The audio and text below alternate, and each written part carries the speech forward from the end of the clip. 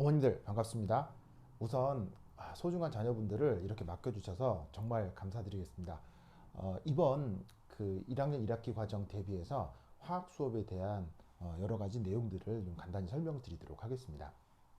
우선 1학년 1학기 때 진행되는 과목이 Chemistry and Experiment 1이라고 해서 이제 1학년 1학기 과정에서 진행되는 화학 수업인데 기본적으로 이 수업에서 공부 잘하고 성적 잘 얻도록 대비하는 수업을 하도록 하겠습니다.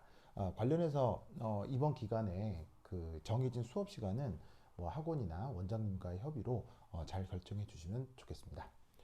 자, 우선 제가 학생들한테 나눠주고 사용할 교재는 요 교재인데 뭐 이렇게 시중에 나와 있는 교재가 아니라 제가 그동안 만들어 놓은 제 자체 교재여서 수업 그 관련해서 제가 학생들에게 미리미리 배부를 하도록 하겠습니다. 자, 이제 그 어머님들께서 이제 궁금해 하실 것, 이제 학교에서 실제로 어떤 일이 벌어지는지 좀 말씀을 드리도록 하겠습니다. 1학년 1학기하고 1학년 2학기 때 동안은 화학 관련해서 어떤 책을 사용하느냐, 바로 이제 메스터톤이라고 하는 사람이 지은 일반학 책을 사용하게 됩니다. 이 메스터톤이라고 하는 책은 이게 이제 1학년 과정인데 이 책이 이제 특징이 그 이 사람의 서문에 있습니다.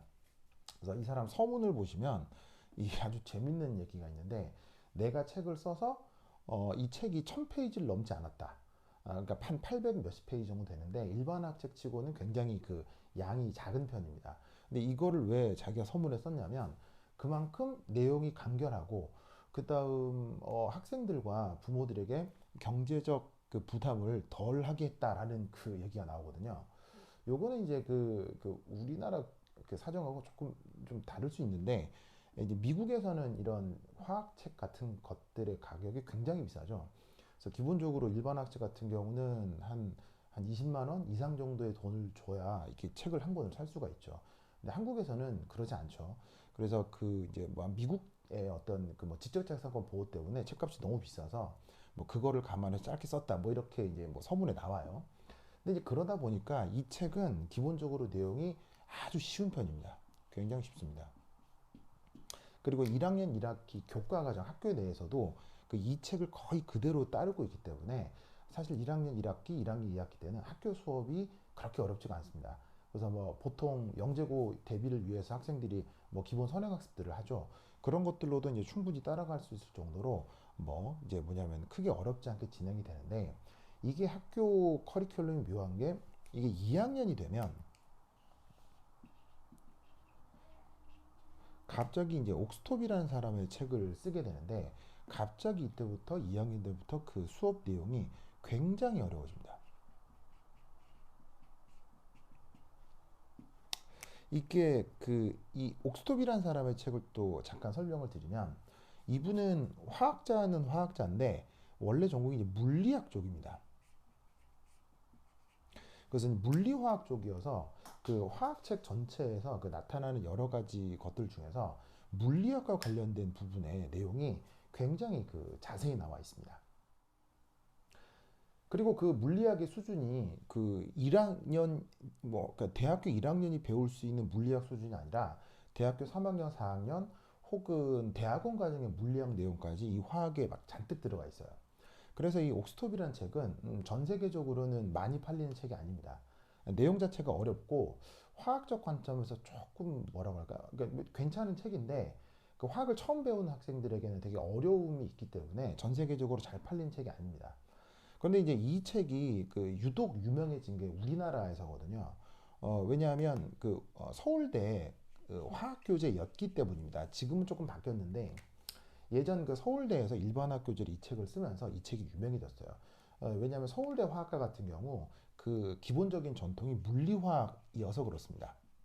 그래서 지금은 은퇴하신 그 화학과의 그 명예 교수들이 대부분 다 물리화학 전공자들이에요. 그러다 보니까 이제 이 사람의 책이 조금 이제 익숙했겠죠. 그러다 보니까 지금 은퇴하신 옛날 교수들이 이 책을 가져와서 서울대 화학과 교재로 쓰다 보니 묘하게도 이제 한국에서만 이 옥스토비 책이 화학과에서 이제 유명한 어떤 책이 돼버린 겁니다. 다만 요즘도 교수들 사이에 이제 세대 교체가 됐기 때문에 서울대에서도 이 책을 더 이상 이제 뭐 주교재로 사용하진 않지만 그 한번 이제 뭐 잡힌 관습이 계속 영향을 주면서 학교에서도 요 책을 2학년 때의 그 화학 교재로 쓰는 모양입니다. 근데 이제 아주 독특하게도 요 책하고 요 책이 출판사가 같습니다. 출판사가 같아서 이 책에 있는 내용하고 이 책에 있는 내용이 굉장히 유사한 내용이 많습니다. 심지어 그림까지 똑같은 그림들이 되게 많아요. 출판사가 같다 보니까 아마 저작권 문제가 뭐 이렇게 뭐 문제가 안 됐나 보죠. 그러다 보니까는 여기에 있는 그림이 여기도 있고, 그 다음에 여기서 그 메스터톤 책에서 진행하는 어떤 그 챕터 순서나 커리큘럼 순서가 이 책에서 언급하는 내용이랑 비슷한 요소가 굉장히 많습니다. 그래서 어찌 보면 메스터톤이라는 책은 옥스토비 책의 축약판이다, 뭐 이렇게 생각을 할 수 있습니다. 뭐 그러나 뭐 어쨌건 1학년 때는 상당히 쉽게 수업이 학교에서 진행이 될 건데, 중요한 건 이제 1학년 때는 크게 뭐 이렇게 어려움이 없거든요. 뭐 이렇게 내용을 이해하는 데에서는. 그런데 이제 이게 중요한 게 2학년이 되면서 내용적으로 굉장히 어려워지기 때문에 지금 약간 여유가 있을 1학년 시기에 요 부분을 포함하는 내용을 좀 차근차근 공부를 해두시는 것이 좀 편리하지 않을까 싶습니다. 그래서 이번 수업에서도 뭐 이 책이 학교의 주교재긴 하지만 여기에 있는 내용들도 일부 포함을 시켜서 학생들의 이해의 폭을 좀 높이는 이제 수업을 하도록 하겠습니다. 자, 그다음 학교에서는 그 교사가 과목당 뭐 다른 과목은 뭐 자세히는 모르겠지만 화학 같은 경우는 교사가 두 명이 붙습니다. 그래서 이제 한 명이 이제 한국인 교사고요. 두 명이 이제 그 영어를 사용하는 원어민 교사가 되겠습니다. 근데 이게 이렇게 되어 있을 때 그 사실은 영어가 아닌, 사실 영어도 마찬가지지만 그 어떤 그 학문 체계를 배울 때는 어떤 학문이건 모국어로 배우는 것이 훨씬 좋습니다. 왜냐하면 사실 그 학생들이 지금 선발돼서 학교에 갔다 하더라도 사실 지금 학생들의 수준은, 지적 수준은, 여기서 지적 수준이나 학력 수준 말고요. 그러니까 뭐 전반적인 지적 수준은 사실 그냥 중학생이죠, 아직까지는. 그러면 이게 중학생이 경험할 수 있는 세상의 경험이나 아니면 세상을 바라보는 관점이 뭐 이렇게 훌륭한 학교를 갔다고 해서 성인 이상으로 훌륭할 것이냐? 그건 좀 아닐 수 있다고 봅니다. 근데 이 말씀을 왜 드리냐면 이게 화학을 공부하건 물리학을 공부하건 아니면 인문계 쪽 뭐 과목을 공부를 하건 뭔가를 이해할 때는 내 자신의 기본 경험, 그 다음에 아니면 기존에 배웠던 지식들, 이게 내가 새로운 것을 배우는 어떤 이해 중요한 수단이 됩니다. 그런데 이제 학생들이 아직은 어리기 때문에 사실은 뭔가를 이해할 때, 아주 내용의 깊은 내용을 이해할 때는 사실 외국어로 그 내용을 전달받았을 때 그걸 깊게 이해하기가 상당히 어렵습니다. 왜냐하면 인생의 경험이 많지가 않아서요. 그러니까 예를 들어 책에 어떤 내용이 있으나 그 책 내용을 글자를 읽어서 알 수 있는 부분과 글자 아닌 그 행간의 의미라는 게 있을 수 있지 않습니까? 그러면 사실은 수업을 하는 교사는 책에 나와 있는 내용을 설명하기도 하지만 그 행간에 나와 있는 그 의미를 끄집어내서 설명을 하는 경우들이 있습니다. 그런데 그때 그 말을 할 때 뉘앙스라고 하는 거는 외국어에서 그 뉘앙스를 파악하기가 굉장히 어렵죠. 그러니까 모국어로, 그러니까 그 내용을 굉장히 잘하는 사람이 모국어로 그다음에 쉽게 설명을 해야 그 행간의 의미에 들어있는 뉘앙스까지도 피교육자들이 받아들이기가 쉬운 겁니다. 그래서 요즘 한국에서는 막 이상한 분위기가 있는 것 같습니다. 제가 볼 때는 뭐 대학교에서 뭐 원어민 강사를 들여서 영어로 수업을 하면 수업의 수준이 높은 걸로 좀 착각하는 것 같습니다. 제가 볼 때는. 근데 절대로 그렇지 않고요. 정말 어떤 내용을 잘 배우려면 그 내용을 잘 아는 실력 있는 모국어 교사가 그걸 차근차근 설명을 할 때 훨씬 더 깊은 이해를 할 수 있습니다. 그래서 제가 학교 학생들한테 그래서 뭐 한국인 교사 수업과 원어민 교사 수업이 있으면 그냥 한국인 교사 수업을 우선적으로 들어라 라고 이런 내용으로 말씀을 드린 적이 있거든요. 그랬더니 학교 예전 선배들이 그런데 한국어 선생님은 수업을 거의 안 하세요. 예? 뭐 수업을 안 한다고요? 아니, 교사가 있고 수업 시간인데 수업을 안 한다는 게 무슨 말이에요? 그랬더니 물론 모든 선생님이 그렇다는 건 아닐 겁니다. 제가 하필 물어봤던 그 시기에 어떤 어떤 교사님 있을 수 있는데 수업 시간에 거의 그 언급을 하지 않으신답니다. 말씀을 하지 않으신답니다. 그냥 전 수업을 학생들에게 발표를 시키고 학생들이 발표한 내용에 대해서 약간의 코멘트를 하고 넘어가신다는 거예요. 그래서 사실은 내용을 잘 아는 모국어 교사가 해주는 수업을 차근차근 들어야 실력이 올라갈 텐데 그렇지 않은 경우들이 있는 것 같습니다. 그리고 오히려 영어를 쓰시는 그 외국에서 오신 선생님이 정말 열심히 수업을 하신대요. 연습 문제도 많이 풀어주시고 막 말 많이 하시고 막 설명도 많이 하시려고 하고 막 하는데 이제 그걸 영어로 하시는 거죠. 그것은 영어에 아주 익숙한 학생들은 좋겠지만 그렇지 않은 학생들은 이 부분에서 약간 어려움이 있을 수 있다고 합니다. 그러니까 이게 좋은 학교를 간 건 맞습니다만 아직 나이가 어린 학생들의 학력 신장을 위해서는 사실은 모국어 수업이 좋은데 그게 당장 학교에서 잘 이루어지지 않을 수도 있습니다. 다만 내용이 크게 어렵지 않다는 게 좀 다행이면 다행이지만 그래서 사실 제가 이런 문제들 때문에 학생들이 학교에서 수업을 들었을 때 이해도가 높지 않을 것 같다라는 생각을 좀 해봅니다. 그리고 저만 그런 게 아니라 실제 학교 학생들, 졸업생들에게 여쭈어 보면 학생들도 그런 얘기들 많이 합니다. 그래서 이것을 감안해서 최대한 이 내용적인 이해를 돕기 위해 제가 차근차근 설명을 잘 하도록 하겠습니다. 자, 그리고 학교가 학교인 그 상황으로 모든 시험 문제는 영어로 출제가 됩니다. 그래서 교재도 영어고요. 뭐 번역서를 쓰지 않습니다. 영어고 시험 문제도 다 영어로 나옵니다. 다만 뭐 크게 걱정하시지 않을 거는 영어에 익숙하지 않다 하더라도 그러면 이게 영어로가 나오니까 막 어렵겠다 이렇게 생각하시는데 사실 이 자연과학에서 사용하는 영어는 단순합니다. 왜냐하면 자연과학의 내용은 상당히 그 명확하게 오해 없이 전달이 돼야 되죠. 그래서 자연과학에서 사용하는 영어는 주로 단문이 많고 그다음에 막 기본 구문이 많습니다. 그래서 뭐 수식을 많이 한다거나 그런 게 아니라 원인과 결과를 명확하게 표현해주는 단순한 문장들이 많아서 사실은 영어로 된 그 자연과학 책들은 읽기가 크게 어렵지가 않습니다. 이 책도 마찬가지예요. 그래서 영어로 나오긴 하지만 뭐 이 책을 기반으로 한 영어로 그 시험 문제가 나오니까 읽는데 크게 어려움은 없습니다. 그리고 답안지 자체를 또 영어로 작성할 필요는 없습니다. 그래서 이 영어로 나오지만 그걸 꼭 그렇게 어렵게 생각하실 필요는 없습니다. 그래서 다만 여기에 나오는 화학의 전문 용어 그런 것들을 잘 익혀서 이 뭐냐면 답안지에 문장이 나왔을 때 이게 어떤 뜻인지 해석만 할 수 있으면 됩니다. 그래서 제 수업에서도 최대한 요 그 영어 관련된 내용 표현을 많이 알려드리려고 해요. 저 역시 그 공부를 할 때는 한국 책 보지 않고 전부 다 영어로 된 책을 보기 때문에 뭐 저뿐만 아니라 이제 화학을 오랫동안 공부한 사람은 다 그렇습니다. 영어로 된 그 전문 용어가 훨씬 익숙하거든요. 그래서 수업에서 전문 용어들은 제가 전부 다 영어로 말씀드리도록 하겠습니다. 그래서 영어로 출제가 되지만 뭐 글 자체가 어렵진 않고 뭐로 영어로까지 이렇게 논술할 필요는 없기 때문에 크게 걱정하실 필요는 없습니다.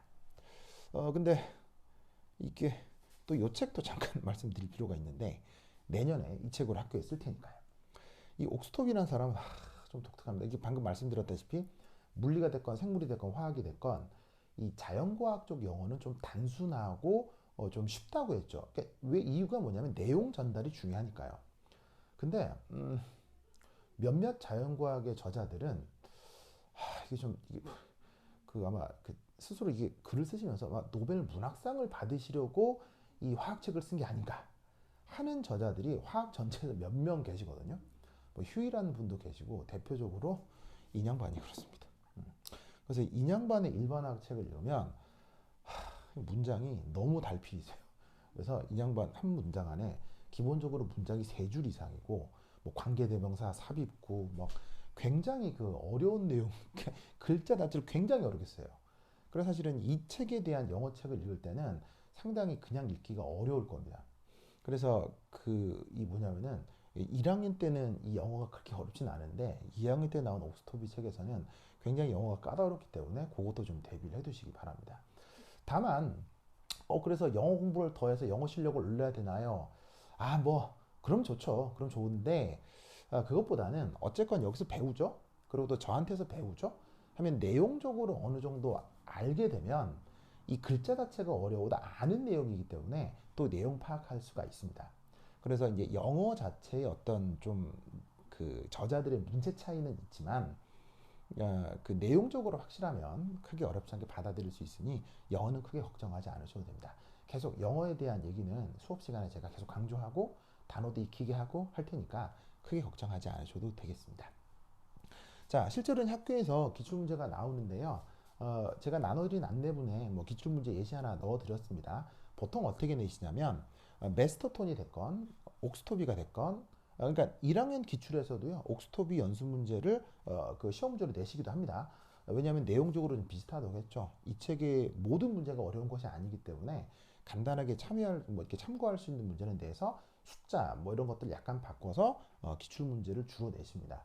그래서 뭐 이렇게 그러니까 그 시험 자체가 주관식 서술형으로 나오기 때문에 뭐 이렇게 굉장히 1학년 때는 어렵게 낸다거나 하는 건 없습니다. 그래서 교재 내 연습 문제를 훌륭히 잘 풀 수 있으면은 뭐 어느 정도 할 수 뭐 이렇게 풀어 쓸 수 있도록 나오니까 뭐 그렇게 크게 걱정하지 않으셔도 됩니다. 다만 이제 어쨌건 잘 하셔야 2학년 때도 잘 할 수 있으니 1학년 때부터 영어 뭐 혹은 내용에 대해서 충분히 숙지를 하실 필요가 있습니다.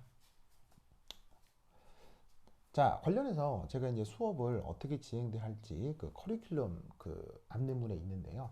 기본적으로 1학년 1학기 과정을 주로 설명을 하도록 하겠습니다. 다만 그 학생들이 완전 초짜가 아니죠. 뭐 영재고 입시 과정에서도 공부를 하고 있고 그다음에 합격자 반에서도 공부를 하고 있기 때문에 학생들이 화학에 대해서 완전 문외한들은 아닙니다. 그래서 제가 수업하기 미리 수업 전체에 대한 기초 앞 챕터 부분은 제가 관련 영상을 다 보내드리겠습니다. 그래서 학생들이 스스로 이제 가정학습 할 수 있도록 제가 미리 영상을 보내드릴 거고요. 그다음 이게 또 유기화학이라고 하는 부분이 있는데 이게 2학년 때부터 혹은 이제 옥스토비 책 그리고 메스터톤 책 뒤쪽부터 유기화학 부분이 살짝 나옵니다. 근데 유기화학은 사실 어렵진 않습니다. 이제 크게 어렵진 않아요. 근데 이제 어렵지는 않은데 제가 해석한 건 유기화학이 양이 굉장히 많습니다. 그러다 보니까 그 지금 시간이 많을 때부터 차근차근 좀 공부를 해 놓으실 필요가 있어요. 그래서 제가 미리 그 1학년 1학기 과정의 앞 챕터 부분과 그 다음에 기초 유기화학 과정은 제가 동영상으로 미리 넣어드리도록 하겠습니다. 그럼 학생들이 관련해서 스스로 가정학습 이렇게 가정학습할 수 있도록 할 텐데 내용이 크게 어렵지 않기 때문에 스스로도 충분히 공부가 가능할 겁니다. 그래서 학생들이 공부를 하시고 또 이제 어려운 부분은 질문을 하시면 제가 해결을 해드리도록 하겠습니다. 이번 과정에서 제가 수업을 할 주안점은 이렇게 좀 정리를 해보았는데요. 우선 내용을 필수적으로 이해하셔야 됩니다. 뭐 앞서도 말씀드렸지만 책 자체가 영어로 되어 있을 뿐더러 내년 2학년 과정하고도 연결이 되기 때문에 내용 자체를 확실히 그 뭐냐면 익히셔야 됩니다. 그리고 그걸 또 영어로 계속 누군가가 말을 할 테니까 내용적으로 숙지가 되어 있지 않으면 수업을 따라가기 어렵겠죠. 그래서 나와 있는 내용을 확실하게 숙지할 수 있도록 제가 친절하고 자세한 설명하도록 하겠습니다. 그리고 모든 수업은 강의를 촬영하고요. 그 다음에 스트리밍도 동시에 병행을 하기 때문에 뭐 개인 사정으로 뭐 살짝 그 당시 수업에 참여하지 못한다 하더라도 이후에 따라가고 또 복습할 수 있도록 서비스를 제공하도록 하겠습니다. 관련해서 또 연습 문제 충분히 제가 제공할 테니 학생들이 뭐냐면은 이 실력 향상하는데 어렵지 않게 제가 계속 도움을 드리도록 하겠습니다. 자, 그 다음 또 하나 이제 그 제가 당부드리고 싶은 게 바로 요겁니다. 이제 학교에 들어가시게 되면 계산기를 쓰게 되거든요. 이게 영재고 과학고 중 그 학교 내부 뭐 방침이나 이런 것 등에 의해서 계산기를 사용하지 않는 학교도 있고요. 계산기를 사용하는 학교가 있는데 본 학교는 계산기를 활용합니다. 그래서 이 계산기를 활용해서 실제로 이렇게 이제 뭐냐면 학교 문제에서 이 계산기를 활용해서 실제로 시험 문제를 풀게 하기 때문에 이제 학생들이 계산기에 익숙해져야 되는데 이게 이제 계산기가 있으면 우리는 어떤 생각을 하냐면 이 계산기를 활용하면 계산이 편리할 것이다. 이렇게 보통 그 착각들을 하시거든요. 근데 이 계산기를 활용하는 게 계산이 편리하다. 절대로 그렇지가 않습니다. 계산기를 학생들에게 활용하게 하는 것의 목표는 학생들이 계산을 편리하게 하도록 하기 위해 계산기를 활용하게 하는 것이 아닙니다. 이 학교에서 계산기를 활용하도록 하는 이유는 철저하게 교사의 편의 때문에 이 학교에서 계산기를 활용하게 하는 것입니다. 오히려 계산기를 활용하지 않는 것이 학생들에겐 더 편리합니다. 무슨 말씀이냐면 계산기를 쓰지 않도록 하면 제한된 시간 내에 시험 문제를 풀려고 할 때 계산 자체가 너무 황당하고 복잡하면 안 되겠죠. 그러니까 계산기를 활용하지 않는 시험은 그 안에 계산이 상당히 정제가 되어 있습니다.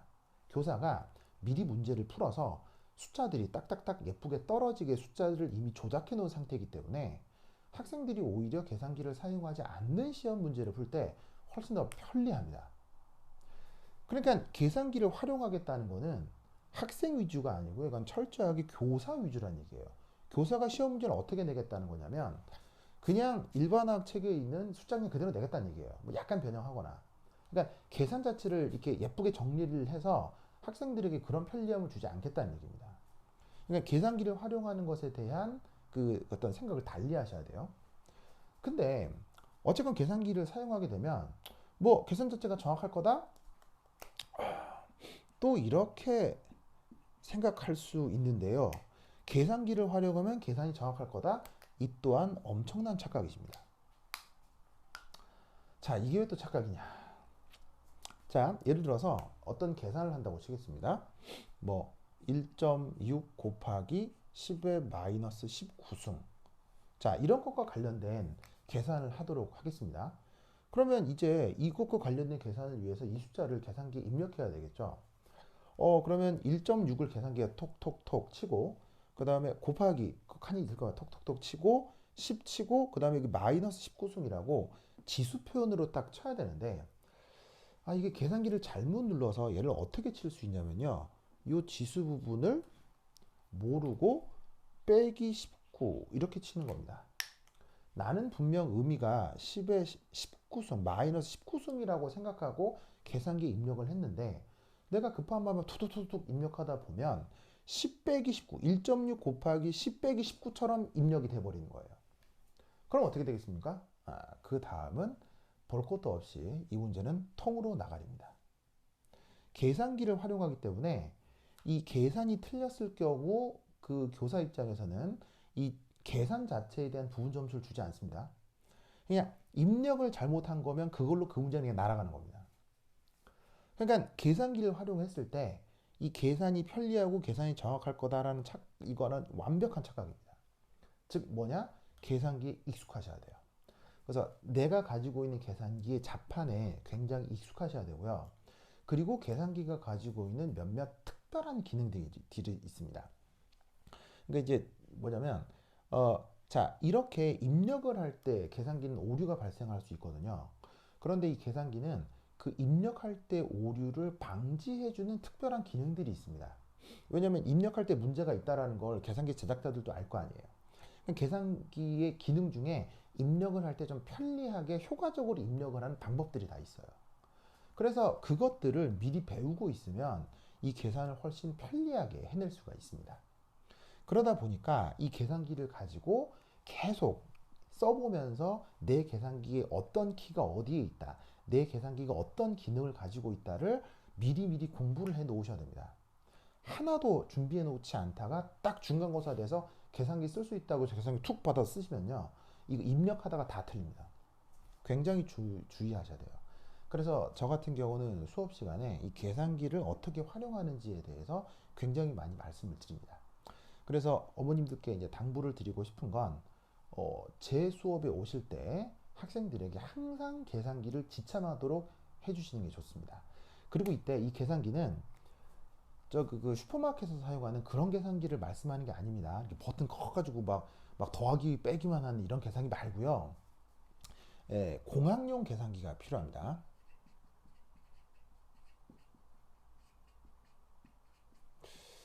그래서 이 수업에 오실 때 이 공학용 계산기를 이 뭐냐면은 좀 지참하고 오시면은 제가 수업 시간에 어떻게 활용하는지 차근차근 설명드리도록 하겠습니다. 그래서 이 공학용 계산기를 가지고 오시는데 뭐 이미 가정에서 구매하셨다면 그냥 그거 쓰시면 되고요. 아직 구매하지 않으셨다면 제가 추천하는 모델이 있는데 그리고 저는 그 이쪽과 관련해서 뭐 이렇게 뭐 PPL 한다거나 그런 거 전혀 없습니다. 전혀 관계 없지만 전혀 관계 없습니다. 그냥 제가 그냥 그 학생들에게 교육용으로 설명을 드리려고 하는 건데 계산기 브랜드가 뭐 다양하게 있을 수 있는데 공학용 계산기 브랜드는 크게 세 가지가 있습니다. 카시오라는 브랜드가 있고 그 샤프라는 브랜드가 있고요. 그 다음에 텍사스 인스트루먼트라고 하는 기업이 있습니다. 이 세 개가 아주 유명한데 이 두 기업은 그 일본 기업이고요. 그 요쪽은 미국 겁니다. 이때 조금 추천드리지 않는 모델은 그 요거는 조금 제가 비추입니다. 비추. 이게 왜 비추냐면 이 텍사스 인스트루먼트라고는 TI라고 하는 모델이 있는데 얘는 제가 추천드리지 않는 이유는 얘는 이게 기능이 너무 많아요. 너무 많고 매우 고가예요. 이런 것들 중에 상당히 고가여서 그러니까 뭐 가격이 문제가 아니라 너무 기능이 많아서 쓰기가 좀 불편합니다. 그러니까 무슨 기능까지 들어가 있냐면 그 공학용 계산기인데 거기에 왜 그 재무 회계사들을 하고 재무 설계사들 있죠. 혹은 보험 설계사들 그들을 위한 그 회계용 계산 모드까지 다 들어가 있습니다. 그러니까 인간이 생각할 수 있는 모든 편리한 계산 방식이 다 들어가 있어서 전문 방식이 다 들어가 있어서 이게 모드를 찾아 들어갈 때 굉장히 좀 난해합니다. 그래서 이제 얘가 굉장히 좋은 계산기는 맞는데 이게 너무 기능이 많아서 찾아 들어가기 힘들기 때문에 이 텍사스 인스트루먼트는 제가 약간 비추입니다. 그러니까 뭐 잘 활용하면 좋은데 이게 처음 배울 때는 좀 너무 과하지 않나 싶어요. 그래서 요 두 가지 모델을 좋습니다. 둘 다 좋습니다. 좋은데 이건 아닌데 제가 이 계산기를 쓰고 있습니다. 이 계산기를 쓰고 있어서 이쪽 모델을 사시면 제가 좀 더 편리하게 설명을 말씀드릴 수가 있습니다. 근데 또 이걸 사셔도요, 얘하고 또 거의 기능이 비슷하거든요. 그러니까 같은 뭐 일본 거라서. 이때 이제 카시오 중 이제 모델 넘버가 FX로 시작하는 모델이 있는데 뭐 이게 아니더라도 9000 이상 시리즈들이 있어요. 요 모델을 제가 좀 추천을 드립니다. 그래서 9000이 딱 있는 게 아니고 뭐 9100, 9200 이런 모델이 있는데 9000을 넘어서는 모델을 좀 준비해 주셨으면 좋겠습니다. 왜냐하면 이거 자체가 그렇게 뭐 좋냐 나쁘냐라기보다는 이게 요 정도 모델이 되면 이 계산의 입력창이 되게 커져요. 그러니까 이게 고가 계산기와 저가 계산기의 차이가 저가일수록 입력창이 작고요. 고가 계산기일수록 입력창이 큽니다. 그럼 이게 왜 중요하냐면 입력창이 클수록 내가 툭툭툭툭 숫자를 여기 입력을 할 거 아니에요? 그 입력을 했을 때 내가 옳게 입력했는지 틀리게 입력했는지 이 검토하기가 상당히 편리합니다. 그래서 좀 추천을 드리고 싶은 건 카시오 모델의 9000 이상 시리즈의 계산기를 좀 준비를 해주셨으면 좋겠어요. 뭐 주변에 뭐 이렇게 뭐 교보문고나 하트렉스 이런 데 가시면 아니면 인터넷으로도 충분히 구매를 하실 수가 있기 때문에 요거를 준비를 하셔서 학교 들어가기 전에 충분히 활용해 볼 필요가 있습니다. 그래서 요거 꼭 기억을 해 두시고요. 자, 그 다음에 다섯 번째 제가 또 말씀드리고 싶은 거는 학생들과 제가 계속 소통하려고 합니다. 그래서 학생들과 제가 함께 있는 단체 카톡방을 운영을 할 건데요.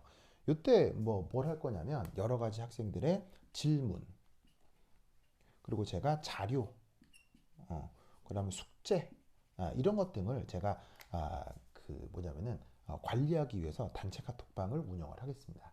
그래서 여기를 통해서 지금 수업이 아니라 학기 중 학생들이 학교에 가서도 뭐 질문이거나 뭐 필요한 자료가 있으면 제가 소통하는 창구로 사용할 테니까 학생들하고 단체 카톡방으로 학생들하고의 도모를 그러니까 친목 도모를 하도록 하겠습니다.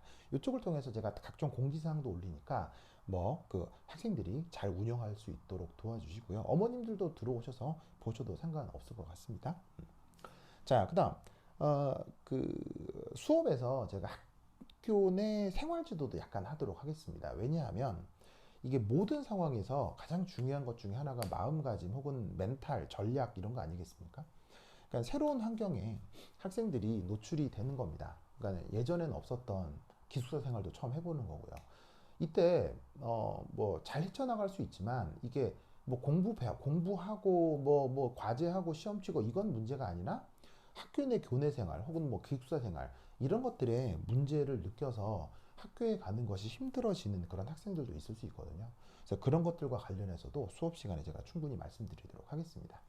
그리고 이제 또 1학년 학생들 같은 경우, 그러니까 또 조금 제가 학생들한테 말씀드리고 싶은 것, 특히나 어머님들한테도 말씀드리고 싶은 것 중에 하나가, 이게 이런 영재고 과학고를 가게 되면 1학년 때 학생들이 굉장히 크게 충격을 받는 경우들이 있습니다. 왜일까요? 바로 의도한 만큼 업적이 나오지 않기 때문입니다. 어머님들께 당부드리고 싶은 것 또한 뭐냐면, 내 자녀가 지금까지 훌륭히 공부를 해왔지만 이 학교에 가서는 하위권이 될 가능성이 높다라는 생각을 항상 명심하셔야 됩니다. 왜냐하면 어느 집단에서나 상위권이 많습니까? 하위권이 많습니까? 당연하지 않겠어요? 그러니까 내 자녀가 하위권일 가능성이 항상 높다는 거죠. 그걸 감안하고 전략을 세워야지, 그렇지 않을 경우 굉장히 큰 실망과 정치적 좌절을 경험할 수 있습니다. 그래서 영재고 과학고에서는 어떤 일들이 벌어지냐면, 자, 중학교 때 입시 과정에서 굉장히 훌륭한 성적을 얻어서 좋은 학교에 갔습니다. 부푼 꿈을 안고 학교에 갔죠. 갔더니 원만아, 나는 아무것도 아니야. 나보다 훨씬 대단한 애들이 막 질비한 거예요. 그럼 거기에서 실제로 내가 공부를 하고 뭔가 시험을 치고 했을 때 원하는, 내가 기대하는 만큼의 업적을 쌓지 못했겠죠. 그러면 학생들이 어떻게 되느냐? 인생 최초의 좌절을 경험하게 되는 겁니다. 그러면 그 좌절 속에서, 이 좌절은 뭐겠어요? 자, 초등학교, 중학교 때부터 나는 주변에서 이렇게 그냥 우쌰우쌰 해주는 학생이었어요. 어머, 너 공부 잘하는구나. 너 뭐 아주 모범생이구나. 그런데 막상 이 학교에 왔더니 뭐 꼴찌에서 간당간당 하는 거예요. 그럴 가능성이 높다라고 항상 생각하셔야 돼요. 그러면 어떤 일이 벌어지느냐? 나는 지금까지 굉장히 주변에서 인정해주는 학생이었는데 여기서 갑자기 내가 노바디가 된 기분이 나는 겁니다. 그러면 학생들이 어떤 상황에 빠지게 될까요? 거기에서 스스로의 어떤 자존감 회복을 위해서 이상한 행동을 하게 됩니다. 무슨 이상한 행동을 하게 되냐면, 학생들이 교내에서 엄청나게 잘난 체를 하게 됩니다. 자, 이 잘난 체라는 게 뭐냐면요.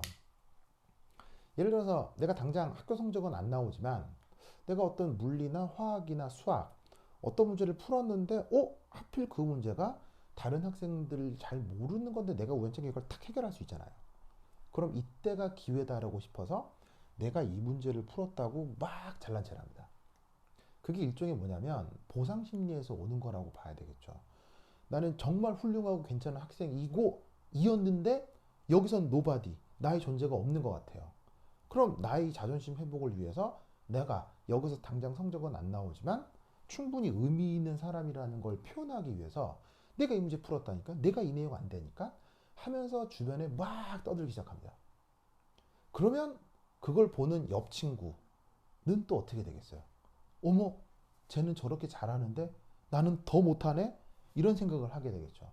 그러면 그게 일파만파 퍼지면서 서로 하는 잘난 체 속에 서로 자괴감은 커지는 겁니다. 그럼 학생들이 어떡하냐?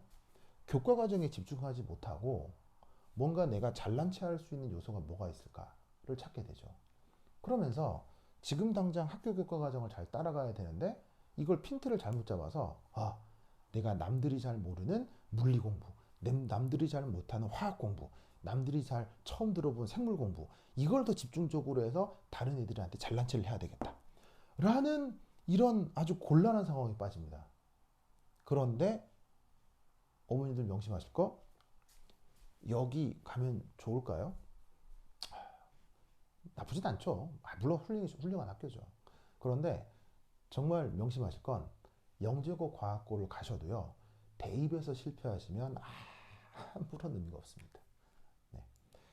아무리 좋은 영재고 과학고를 가셔도요, 좋지 않은 대학을 가게 되면 그건 nothing입니다. 아무런 의미가 없습니다. 일반 계고를 가셨어도요, 상위권 대학을 가잖아요. 그러면 영재고 과학고 간 것보다 훨씬 좋습니다. 이걸 명심하셔야 됩니다.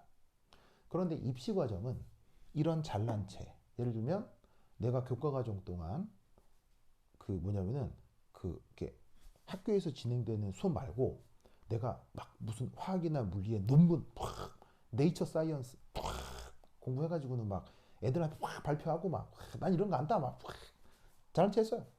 근데 그게 대입에 관계 있을까요? 전혀 관계가 없습니다. 대입은 그냥 학교 내신과 심층, 과정으로 대입이 진행됩니다. 상위권 학교들은. 그러니까 얼마나 내신 준비를 잘했고, 그 다음에 각 대학이 원하는 그 입시 과정을 잘 따랐느냐로 상위권 대학에 가는 거지. 내가 그 영재고 과학고 안에서 얼마나 잘난 체를 했냐는 전혀 중요하지가 않습니다.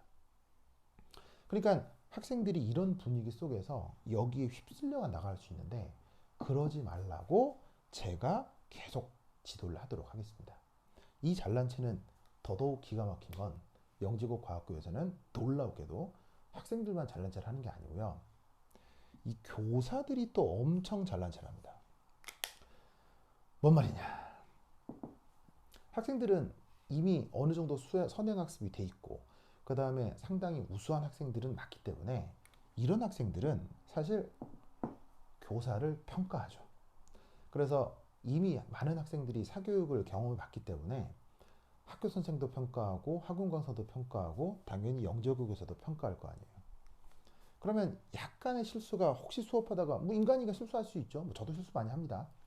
약간 뭐가 실수가 나오거나 하면 학생들은 영재고 학고 내에서 저 선생 못한다. 저 선생님 잘한다. 이런 평가를 하게 됩니다.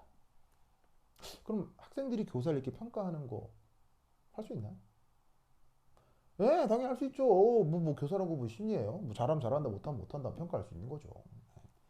근데 그것에 대해서 이 교사들은 엄청난 스트레스를 받겠죠. 그래서 교사들이 학교에서 어떻게 수업하기도 하냐면 이런 교사들 굉장히 많습니다. 지금 본 교과 과정에 전혀 관계가 없습니다. 실제로 중간고사, 기말고사에 낼 것도 아닙니다. 그런데 교사가 학생들에게 갑자기 난데없이 근데 여러분 이런 거 알아요? 그래서 뭔가를 툭 던져요. 대학원 과정이나 대학교 3, 4학년 이상의 과정의 주제를 탁 던집니다. 갑자기 던집니다. 그러면서 살짝 아는 척을 합니다. 근데 이거 관련해서 뭐 이런 거 있어요. 뭐 이런 거만 좀 알아두세요. 이렇게 슬쩍 하고 넘어가죠. 그러면 왜 그런 걸 하느냐? 교사들이 학생들한테 나 이런 것도 아는 사람이니까 날 무시하지 마라 라는 뉘앙스로 교사들이 또 잘난 체를 합니다. 그러면 교사는 단순히 잘난 체를 했을 뿐인데 학생들이 이제 어떻게 받아들이겠습니까? 저거 그 기말고사 중국어에서 나오는 거 아니야? 난리가 나겠죠. 근데 이런 건 본 적이 없는데 그럴 수 있잖아요. 그러면 학생들이 거기서 우왕좌왕하면서 이 교과 과정을 놓치고 할 필요가 없는 내용을 또 막 공부하면서 시간을 쏟게 되는 겁니다. 그런 것들이 영재고 과학고에서 비일비재합니다. 그런 것들이 있을 경우 제가 학생들에게 단체 카톡방을 통해서 질문을 받고 그것에 대한 해결을 해드리는 겁니다. 그래서 계속 단체 카톡방을 통해서 학생들이 교과 과정에서 선생님들이 막 어떤 내용을 했어요. 선생님 이거 모르는 건데 어떡하죠? 라고 물으면 제가 그것들에 대한 해결을 해드립니다. 그래서 예를 들면은 이것은 이런 내용인데 여기까지만 알면 되고 이게 이번 시험에 나올 확률은 높아요, 낮아요? 이런 식의 설명도 해드리고요. 그리고 또 교사들이 또 학생들에게 또 잘난 체 겸하면서 학생들에게 수행평가 과제들을 내줄 때가 있거든요. 이런 것도 상당히 또 사람을 귀찮게 합니다. 이런 것 역시 수행평가 과제 역시 학생들이 또 저한테 단체 카톡방으로 질문을 하시면 제가 최대한 도와드립니다. 그러니까 이 수업으로 끝나는 게 아니라 앞으로 학생들이 학교에 가서도 학교 생활을 잘 할 수 있도록 제가 계속 관리를 해 나갈 겁니다. 지금 학생들 같은 경우 저하고 개인적으로도 큰 인연들이 있는 학생들이기 때문에 학생들이 지금 여기서부터 수업 준비를 차근차근 잘해서 학교에 가서도 공부를 잘 할 수 있게 제가 차근차근 대비를 시키도록 하겠습니다. 그래서 저도 자녀가 있기 때문에 이 자녀들이 제 자식들 역시 미래에 좀 잘 됐으면 좋겠다라는 생각을 누구나 할 수 있지 않습니까? 부모라면. 그런 관점으로 학생들에게 미래에 도움이 되는 훌륭한 수업 하도록 하겠습니다. 그래서 이렇게 맡겨주신 거 정말 감사드리고요. 이게 발표가 어머님들이나 학생들한테 도움이 되셨으면 좋겠습니다. 그래서 요거 감안하셔서 앞으로 수업 진행될 테니까 참고해 주시면 감사하겠습니다. 그래서 긴 시간 끝까지 말씀드려주셔서 감사하고 앞으로 학생들에게 더 따뜻한 수업하도록 하겠습니다. 감사합니다.